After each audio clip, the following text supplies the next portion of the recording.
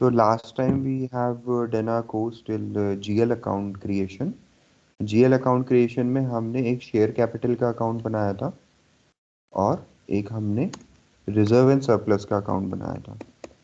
अगर आप लोगों को याद होगा, रिमेम्बर होगा, एक हमने स्टेप बैकग्राउंड में छोड़ा था पास्ट में, जो हमने ये वाला रिटेन अर्निंग का स्टेप पेंडिंग छोड़ा था। Do you guys remember? है ना? हाँ रिटेन अर्निंग का हमने इसलिए छोड़ा था क्योंकि हमें रिजर्व एंड सरप्लस का अकाउंट हमने जीएल अकाउंट क्रिएट नहीं किया था। ठीक है, तो अब हमने GL account reserve and surplus का क्रिएट कर दिया है अपनी कंपनी कोड पे। अगर मैं जाता हूँ 1004 पे, ये रहा। ठीक है, जर्नल रिजर्व। तो अब मैं क्या करूँगा, एक नई विंडो ओपन करता हूँ।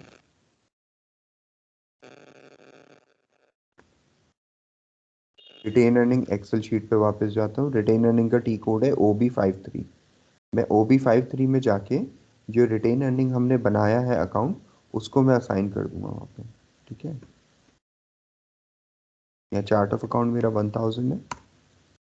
ये देख रहे हो आप, यहाँ PNL असाइन है चार्ट ऑफ अकाउंट पे। ये मेरा अकाउंट यहाँ से उठाऊंगा, चार्ट ऑफ अकाउंट डालूंगा, ये रिजर्व एंड सरप्लस आ गया यहाँ पे। ठीक है, इसको डबल क्लिक करूंगा और क्लिक करके यहाँ पे इसे मैं असाइन कर दूंगा अपनी कंपनी कोड। ये कॉन्फ़िगरेशन TR मेरे को अपनी वाली लेनी होगी जो हम ये कर रहे थे। ठीक है, तो यहाँ पे लूँगा मैं और सेव कर दूँगा। तो ये वाला स्टेप हमारा पूरा हो गया। एक्सेल में मैं GL अकाउंट मेंशन कर दूंगा और यहाँ पे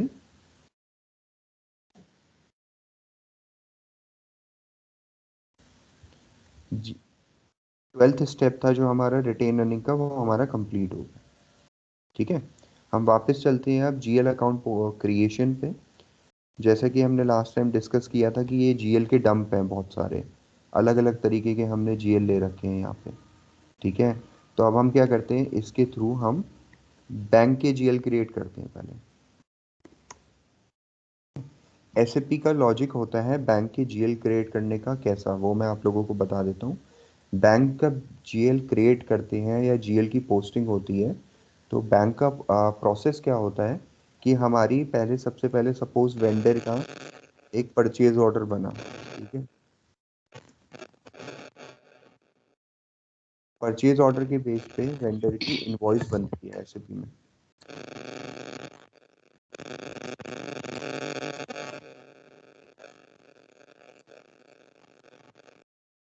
वेंडर इनवॉइस बनती है। वेंडर इनवॉइस के बेस पे हम वेंडर की पेमेंट करते हैं। ठीक है, जब हम वेंडर की पेमेंट करते हैं तो हमारा जो है बैंक अकाउंट क्रेडिट होता है और वेंडर हमारा वहाँ पे डेबिट होता है। जब हम वेंडर की पेमेंट कर देते हैं तो हमारी एक एंट्री बैंक GL अकाउंट में ओपन रह जाती है। ठीक है, तो बैंकिंग के प्रोस्पेक्टिव से हमें यहाँ पे एंड ऑफ द मंथ या beginning of the next month हमें बैंक रिकन्सिलेशन भी करना होता है। बैंक रिकन्सिलेशन तभी पॉसिबल हो पाता है हमारा जब हमारी दो ओपन एंट्रियां एक साथ पड़ी होंगी सिस्टम के अंदर। ठीक है, अभी जब हमने वेंडर की पेमेंट करी तो एक बैंक क्रेडिट हुआ हमारा, वो एंट्री पड़ी हुई है। बैंक हमारा जब रिकन्सिलेशन करूंगा तो बैंक बुक में जब वहां से पोस्ट होके आएगी तो वहाँ मेन बैंक अकाउंट में एक पोस्टिंग होगी और दोनों नलीफाई होके रिकन्साइल हो जाएंगी आपस में। ठीक है, बैंक टू बैंक। तो यहाँ पे बैंक रिकन्सिलेशन करने के लिए हमारा बैंक का लॉजिक कहता है कि जब हम बैंक की, हमारे 3 बैंक के GL बनेंगे हमेशा SAP के अंदर। पहला हमारा बनेगा मेन बैंक GL, दूसरा बनेगा हमारा इनकमिंग पेमेंट GL और तीसरा बनेगा आउटगोइंग पेमेंट GL। अब हम अगर SAP की बात करते हैं, FS00 में जाता हूँ मैं, अपने कंपनी कोड में जाता हूँ।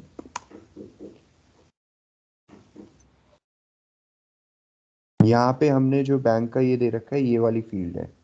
ठीक है, हम क्या करेंगे, इसी को पहले हम अपनी नंबर रेंज देख लेते हैं। हमने जो नंबर रेंज डिफाइन करी थी बैंक के केस में क्या नंबर ये डिफाइन करी थी, ये कैश एंड बैंक आ रहा है। 2 3 सीरीज से हमारा बैंक स्टार्ट हो रहा था। ठीक है, तो 2 3 सीरीज को मैं कॉपी करूंगा। ये ऐप भी N1 से भी कर सकते हो आप, या डायरेक्ट भी कर सकते हो।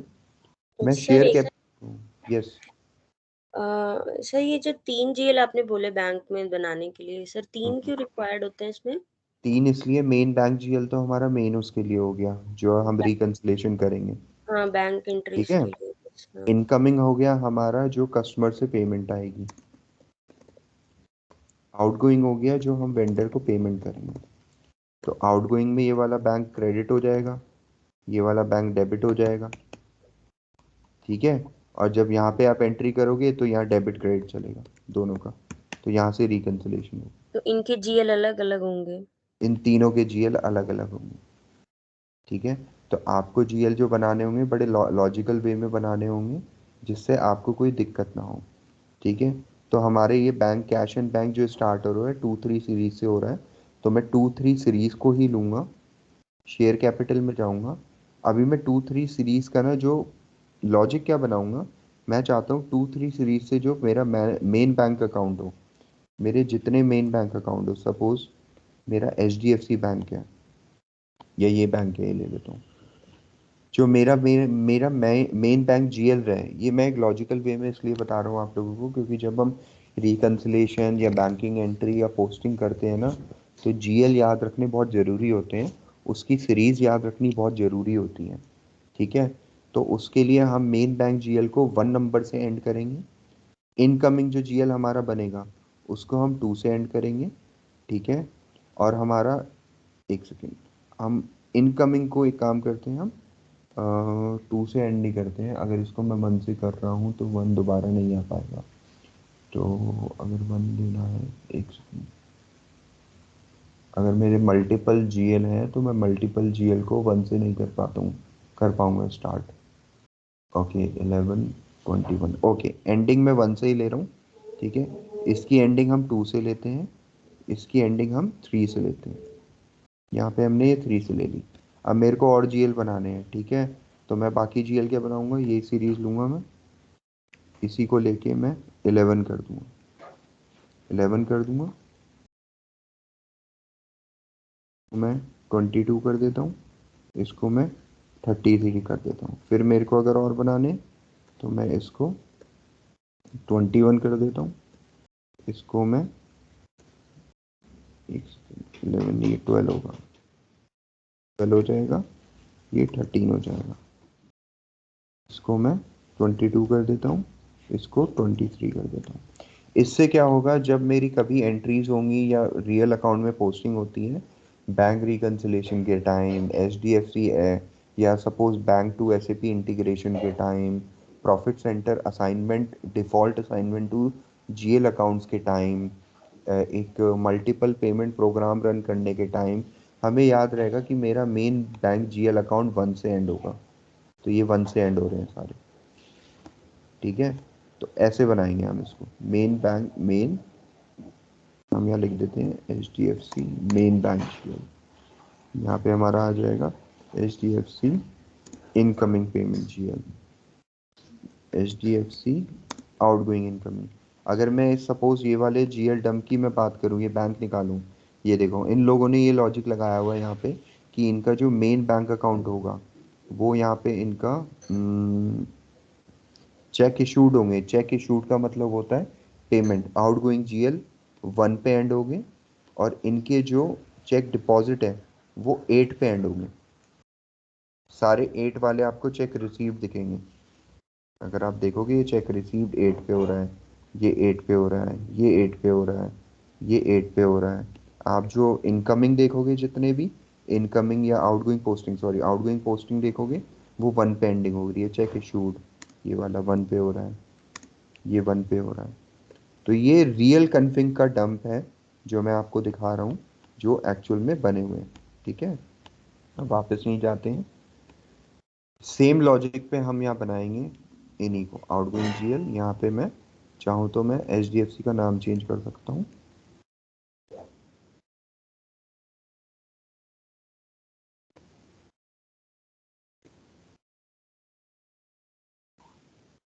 ICICI हो जाएगा।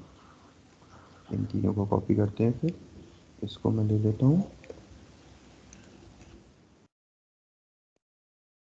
SBI कर देता हूँ, ये SBI हो गया। ठीक है, अब हम रियल टाइम पे बैंक GL बनाने जाते हैं। FS00 में जाएंगे, यहाँ पे जाएंगे, ये कॉपी करूँगा मैं। यहाँ पे जो मेरा आएगा, ये बैंक का मेन बैंक GL आ जाएगा। यहाँ पे ये आ जाएगा, सपोज मेरा GL का नंबर है, ठीक है, एंडिंग की लास्ट 4 डिजिट रख देता हूँ मैं बैंक GL की। ठीक है, ये आ जाएगा। यहाँ पे मेरा कैश एंड बैंक आएगा, ये आपको ध्यान रखना है। ये जो एक्सेल शीट है, इसको अगर आप फॉलो करोगे तो आपको दिक्कत ही नहीं होगी कभी। ठीक है, कैश एंड बैंक यहाँ पे आ गया आपका। कंट्रोल पैरामीटर में जाएंगे, INR में होगा, लोकल में पोस्टिंग होगी। बैंक GL ये आपका इंडिया का है, तो लोकल INR पोस्टिंग होगी इसकी। रिकन्सिलेशन अकाउंट नहीं है, कुछ भी नहीं है। ये डॉक्यूमेंट डेट आपकी एज इट इज़ रहेगी। यहाँ पे अगर आप जाओगे तो ये रहेगी आपका ओपन आइटम रहेगा, लाइन आइटम डिस्प्ले रहेगा आपका यहाँ पे, कि लाइन आइटम में दिखाना चाहते हो बैंक की एंट्रीज। ठीक है, ओपन आइटम रहेगा। और यहाँ पे आपका ये बैंक वाला आ जाएगा, फील्ड स्टेटस वेरिएंट या बैंक का होता है, हम cost bank accounts obligatory value. ठीक है, Z005 ले लेंगे, एंटर करेंगे and we will save it. ये देखो, ये कैश एंड बैंक बन गया। सेम वे में हम इसको कॉपी करेंगे, यहाँ पे ये 2 कर देंगे, एंटर दबाएंगे, वापस हम जाएंगे। अब ये हमारा मेन बैंक GL नहीं है, हमारा इनकमिंग पेमेंट GL है। ठीक है, इसको इनकमिंग पेमेंट कर देंगे। जितने लेटर लेगा उतने ही लेटर ले सकता है वो शॉर्ट में। ये बैंक अकाउंट मेरा इनकमिंग पेमेंट का उसी का है, तो T कर देता हूँ मैं यहाँ पे। ठीक है, ये सेम रहेंगी सेटिंग इसकी। सेम वे में मैं थर्ड GL बनाऊंगा, ये रहा, ये मेरा आउटगोइंग पोस्टिंग का है।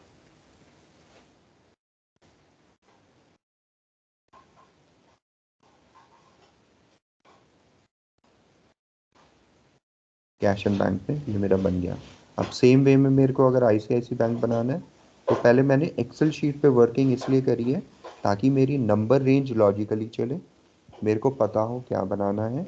और जब मेरे को एक्सेल शीट में मेरे का डिज़ाइन डॉक्यूमेंट बना हुआ होगा, तो मैं आराम से उसको कॉपी करके ऑटोमेटिकली अपने SAP में ईजी वे में बना सकता हूँ। सेम मेन को मैं कॉपी करूँगा, यहाँ डालूंगा, सिर्फ मेरे को यहाँ पे नाम चेंज करना होगा ICICI है।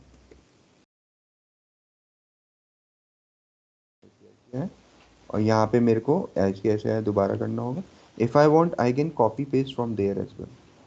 ये ठीक है, यहाँ से हम ये मेन को इधर कर देते हैं, GL आ जाएगा।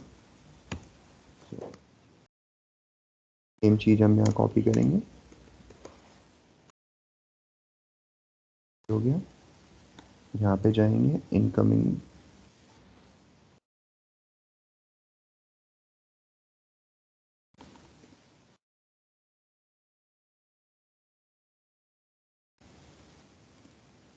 सेम वे में we will create the outgoing as well.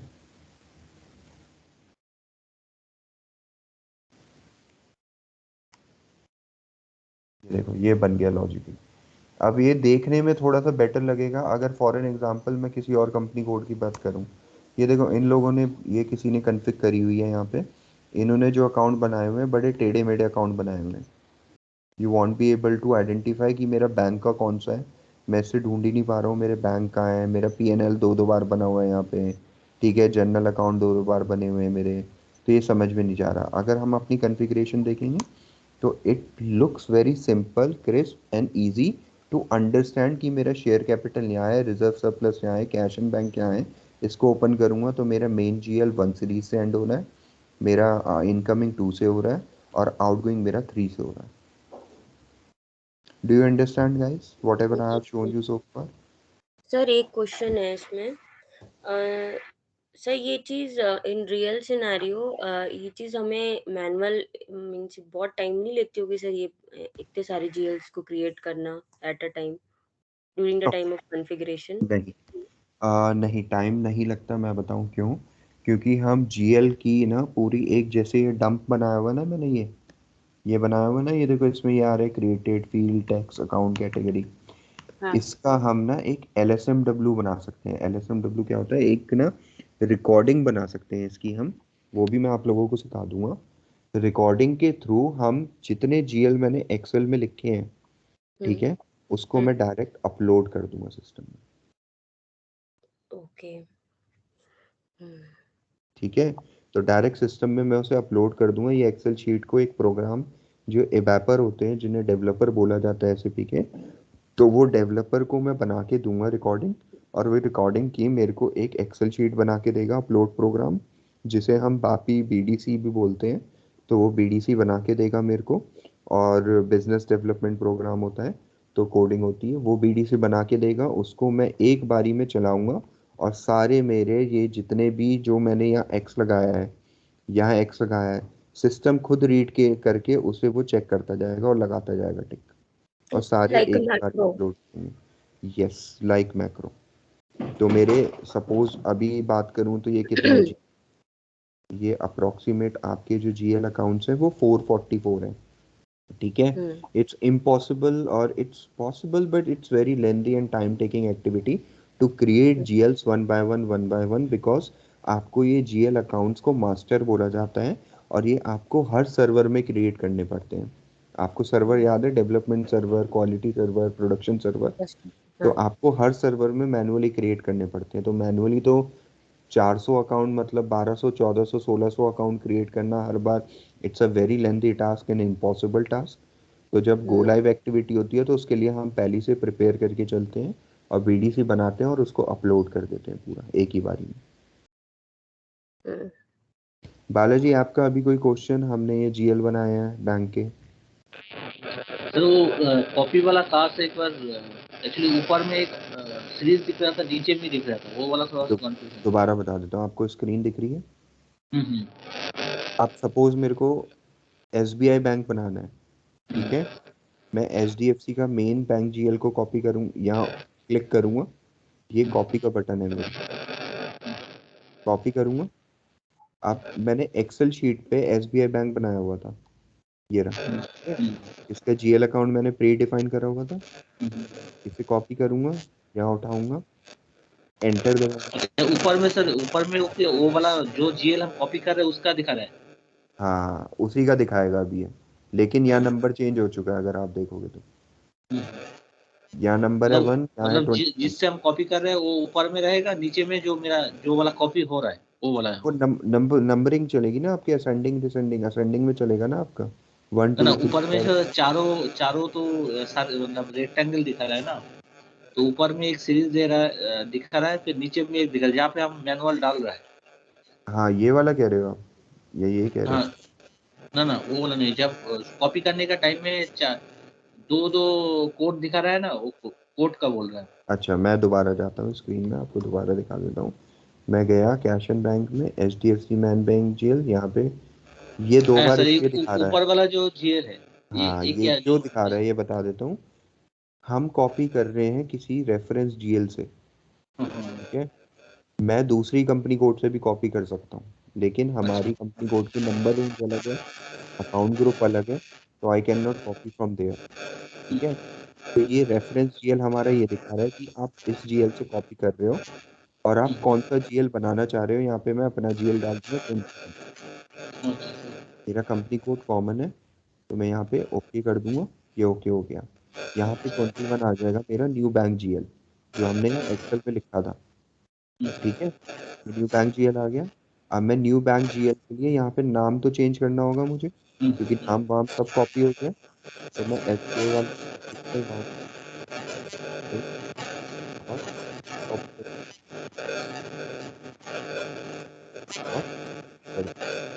Same मैं क्या करूँ, इनकमिंग वाले को अगर उठाना है या SBI वाले को ही कॉपी करना है मेरे को, इस पे जाऊंगा, यहाँ पे 22 कर दूंगा।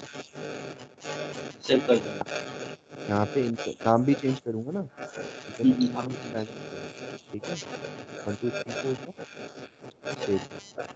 सेम मैं जाऊंगा, कॉपी करूंगा, पहले नंबर रेंज कॉपी करूंगा, देन आउटगोइंग GL यहाँ पे मैं क्रिएट करूंगा। तो काफ़ी डिस्टर्बेंस आ रही है, कुछ समझ नहीं आ रहा।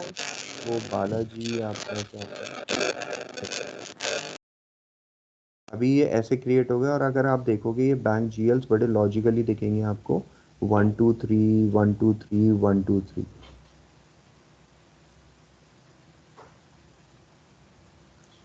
Are you able to understand guys?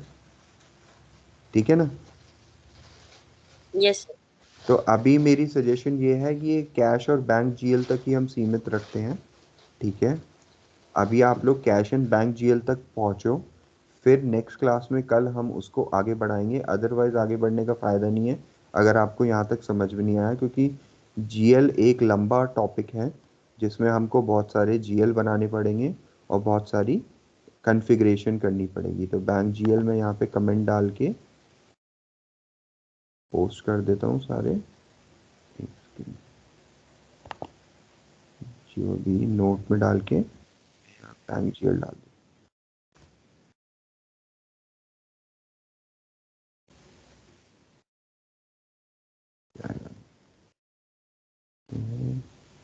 Note तो लेगा नहीं, यहाँ पे लिखते हैं,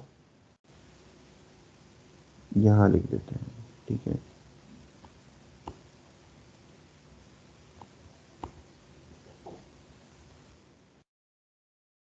So this is how we can create the bank GLs in a logical way with the GL number range. You have to define the GL numbers first, GL number range, and then GL name.